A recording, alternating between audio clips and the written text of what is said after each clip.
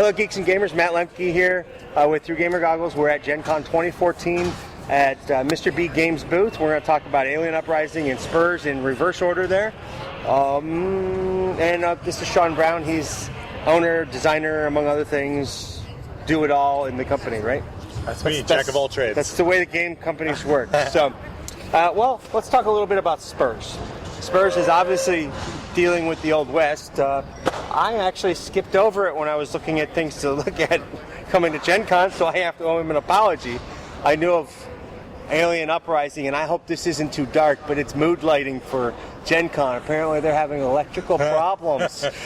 Good thing we didn't opt for the power package. Boys and girls, remember. Oh, did you pay the electric bill? No, we didn't pay the electric bill. So, cut rate operation over here. Yes. Let's talk a little bit about Spurs. What type of game is it? So, Spurs is kind of like a sandbox Western, is what we're calling it. It's open-ended, and the idea or the concept is that anything that you could think of that you could do in the Old West, you can do in the game. So, spaghetti! Yes. No, not spaghetti. Spaghetti Western. But so the idea is if I have a character and I'm a lawman, then I have the special ability to do law-type things, busting criminals, going after wanted people, stuff like that. But I could also rob banks if I wanted to as a lawman. So just because your character has bonuses to certain things is not the path you have to follow. And it's got a bunch of little mini games inside. So there's challenges where you can try to bust a wild horse, try to rustle some cattle. You can go mining for gold. All these little kind of games within games. It's really quick paced, which I really like. And then my favorite mechanic in it is it's kind of like building your character in a bag. So it has a bag that you put bullets in, and every time you do a challenge, you reach into that bag and pull tokens out to resolve challenges. And you're looking for certain types of bullets. Nice. So like an example, if I was going to hunt a rabbit in the forest, the rabbit would show that I need one shotgun bullet to hit. And I reach in my bag and I pull 3, and if I didn't pull a shotgun bullet, well then I don't hit the rabbit. And that's how I determine whether I hit or not. And then what happens to the bullet?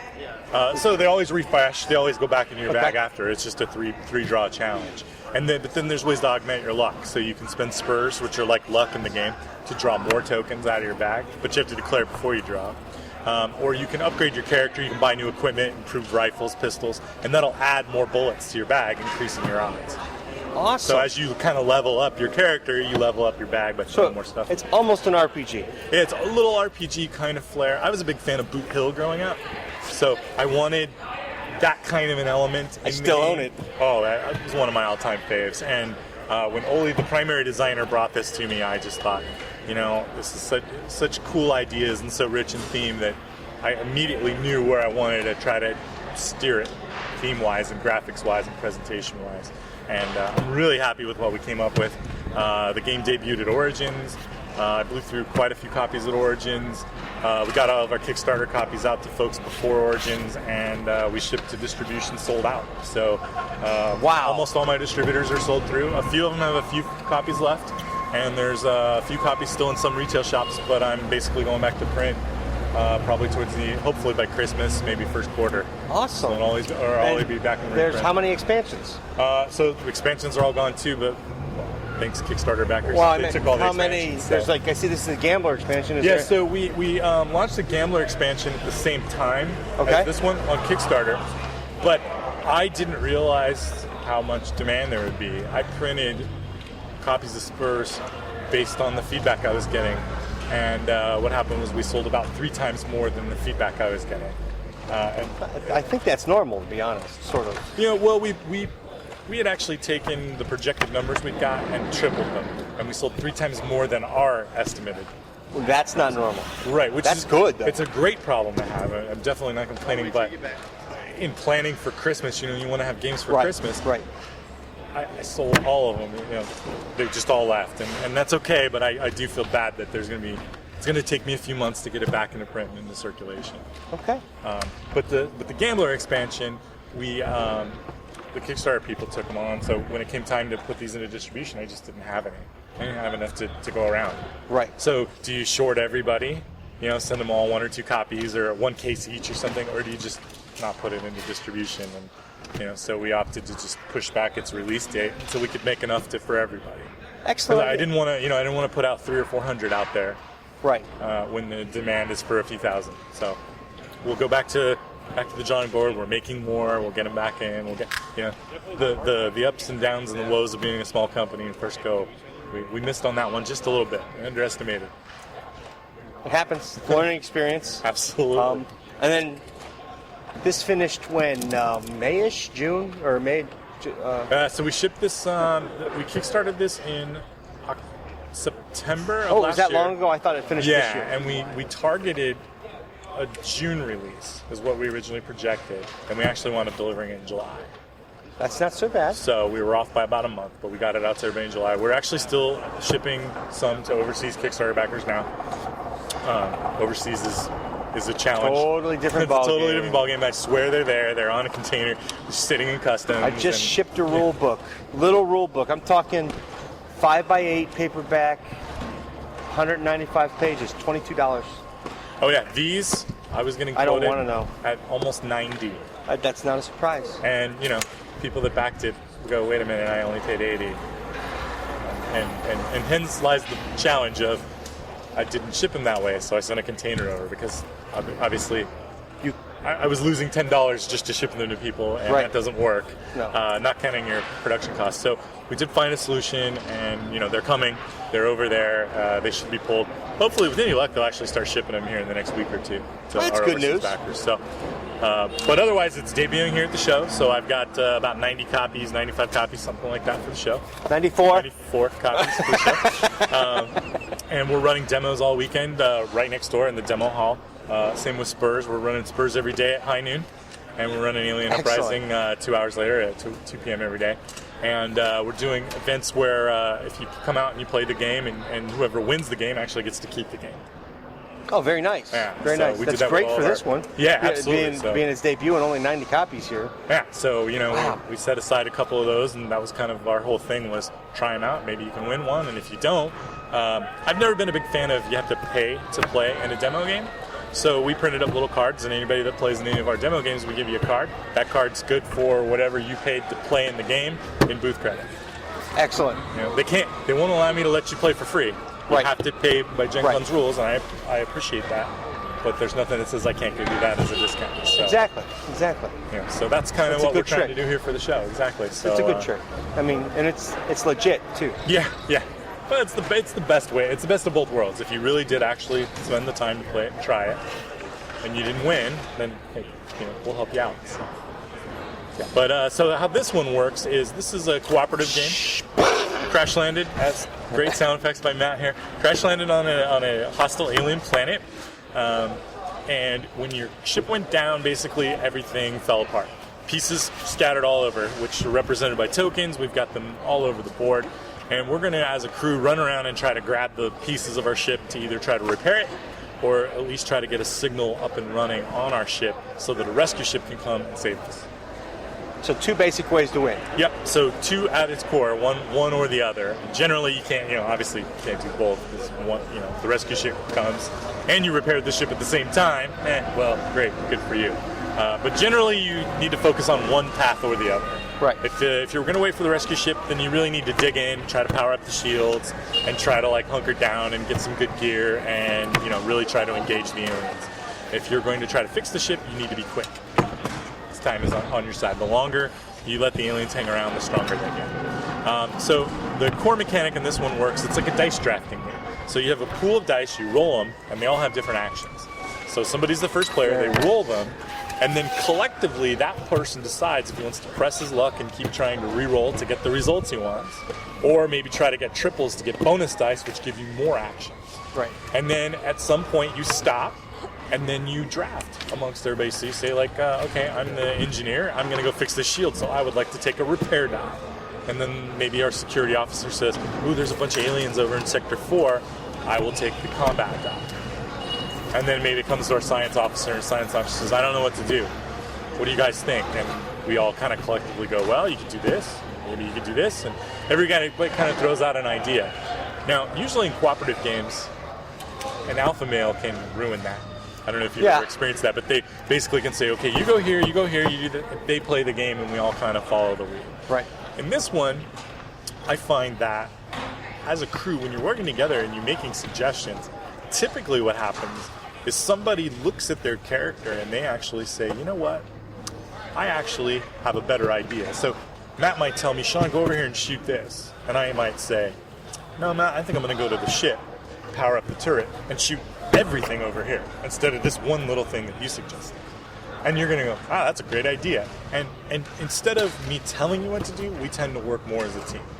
Right. It's good. And, It's good, though. And then, of course, everybody has a deck of cards that is uniquely keyed to them and their specific skills.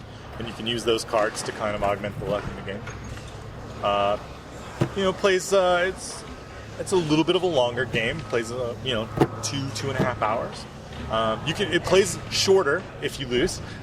So, you can play an hour and lose pretty easily, but it's going to take you about 2.5 hours, maybe even 3 the first time you play it, if you're going to take it to the distance and beat it. But a lot of times you're going to get defeated the first couple times. Yeah. And after you play it a couple times, how long does it take? Usually after the first game, the learning curve usually zips back down, and you can play it in that 2 to 2.5 range pretty easily. Wow. But the very first time, it does take people a little bit longer because there's some concepts that they're all familiar, but they don't, it's like a new game, right? You're always looking in the rule book. What about this? What about this? How does this work? But really, once you see it, it's actually a pretty simple game rules-wise. There's not actually a lot of complexity to it. A simple turn is basically rolling the dice, drafting the dice, moving and doing actions, and then doing an alien's turn, which is basically your upkeep thing, which is kind of cool. The aliens taking their turn is kind of you doing the bookkeeping. Oh yeah. So by the time they're done with your turn, it's loaded and you're ready to take your second turn. So the action stays pretty solid. And there's little tricks and things you can do along the way to speed things up. A lot of people will roll 1 die at a time for an attack. Yeah. Alien has 2 attacks or 3 attacks. Just roll them all at once and go high to low. Somebody's played Warhammer. Exactly. Big miniatures fan back in the day. So tried to find ways to streamline concepts that we all know, and that's what we tried to put in the game. We're really excited about it. Are you looking into an expansion for this? We are actually. They get off the planet and crash again? Yeah. No, we Richard and I have been talking about lots of different things. We actually did a few via Kickstarter, which are all going to be here at Gen Con. So we have a couple extra crewmen, X-14 and Rex Nova, which are new miniature, new card, and some new skill cards. Those are all available. We have an expansion map. We have some different tokens and some things like that. Yeah, I'm watching. I know. I was like, there's a big beeping crane behind us. Big and I wasn't beeping. I wasn't cussing when I said big beeping. Crane. No, he wasn't. But he swung really wide and he came about that close to Matt's camera. That would have been bad for me. yeah. It's not even officially the first day of filming and Matt's camera is dead. It would have been bad. So bad. But I still have audio, and that's how I started. That's all we need, audio, right? Podcasts. Yep. But yeah, so that's kind of where we're at, and so future plans are just kind of keep. It's really windy. Oh, goodness. Feels good though. It's the best I've felt all day. It is pretty awesome. Well, this is where I have to come clean with you, Matt. I'm actually not in the Indiana Convention Center. I actually am set up on the sidewalk just outside. Yes, I see that. Right. We actually aren't in the booth. We're so far outside of the exhibitor hall. We're actually outside. Pretty much. For those of you that aren't here, we are actually literally the last row in the convention hall. Yeah. But I'll take it. They're still setting up, but it's all good. Oh yeah, the hall's great. It's fantastic. It's super large and giant. They told me when I was moving in that there were over 100 companies that were on the wait list that wanted to come. They just didn't have space for. Right. So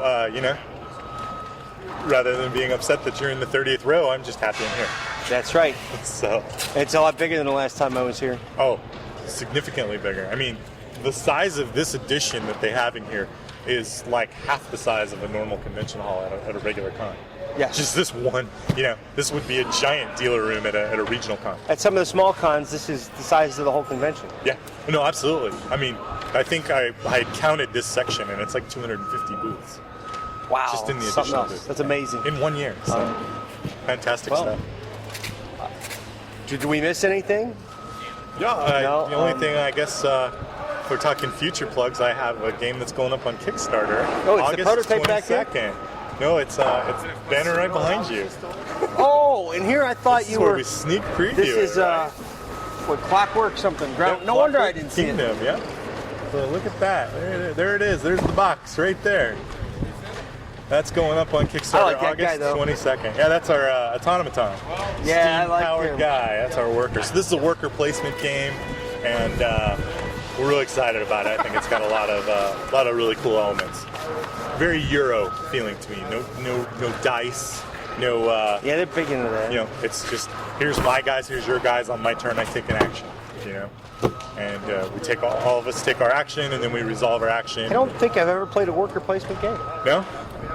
You're missing out. You'll have to play this one. It's a good one. I will look at one this year while I'm here, I think. You can play Clockwork Kingdom with us.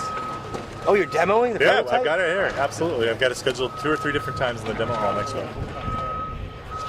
Yeah, that's upstairs. Yeah, I'm looking at. Okay. Yeah. Yeah, I couldn't find it in the book at home, so I'm like, oh, I gotta get there. Yeah, we're on the on-site book. You know, if you Gen Con's an interesting thing. If you don't get your games in the book by like February, Yeah. You don't get in. you don't get in. But the on-site catalog's awesome, right? I mean, everybody's got a smartphone. Pull up the catalog.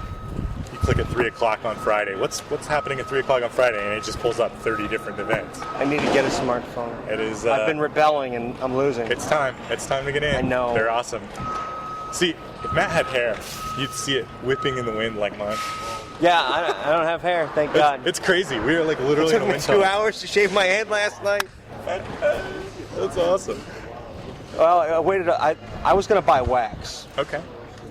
because it works really well. Painful, very painful. I actually flail on the ground. Nice.